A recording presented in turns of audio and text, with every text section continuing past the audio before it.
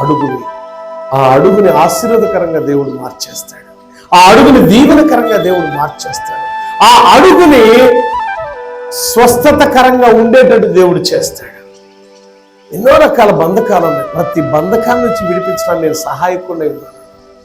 అరే, ప్రపంచ చరిత్రలో ఇంత గొప్ప సహాయం చేసే దేవుడు ఎక్కడ మనకు దొరకదు. నువ్వు ఎన్ని రకాల బంధకాల్లో ఉన్నా సరే దేవుడు విడిపించడానికి శక్తిమంతుడు.